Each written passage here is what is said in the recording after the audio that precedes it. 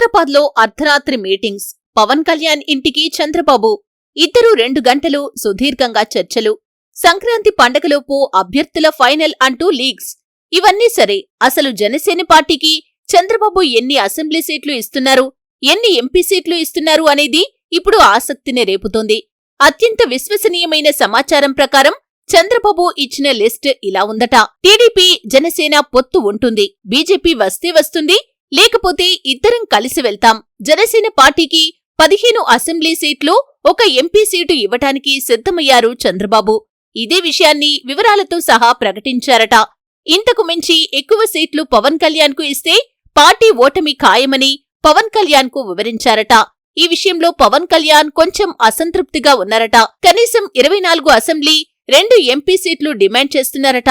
పవన్ ఆలోచనకు భిన్నంగా కేవలం 15 అసెంబ్లీ సీట్లు మాత్రమే ఇస్తానని చెప్పటంపై సుదీర్ఘంగా చర్చ జరిగిందట. పవన్ కళ్యాణ్ డిమాండ్పై చంద్రబాబు బ్రెయిన్ వాష్ చేశారట.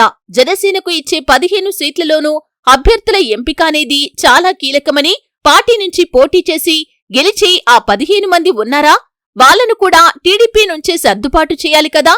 కేవలం మీ మైలేజ్, మిమ్మల్ని చూసి మాత్రమే కదా జనం వచ్చేది.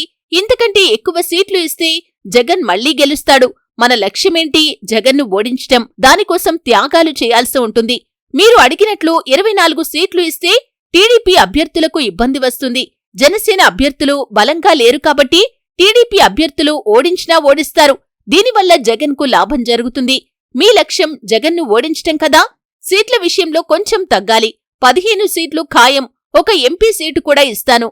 ప్రస్తుతానికి ఈ అంకెపై ఫిక్స్ అయి ముందుకు వెళదామని పవన్ కళ్యాణ్ను ఒప్పించారట చంద్రబాబు. దీనికి జనసేన పార్టీ వ్యూహకర్త నాదెండ్ల మనోహర్ సైతం అంగీకరించడంతో పవన్ కళ్యాణ్ ఓకే చెప్పినట్లు టీడీపీ వర్గాలు చెబుతున్నాయి. ఓవరాల్ గా జనసేన పార్టీ 15 అసెంబ్లీ సీట్లలో పోటీ చేయటం ఖాయం, 1 ఎంపీ కూడా. అయితే ఎంపీ సీటు ఏది అనేది మాత్రం ఇంకా ఫైనల్ కాలేదు. 15 అసెంబ్లీ సీట్లలో 11 స్థానాలు ఈస్ట్, వెస్ట్ గోదావరి జిల్లాల నుంచే అనేది కూడా టీడీపీ వర్గాలు గట్టిగా చెబుతున్నాయి.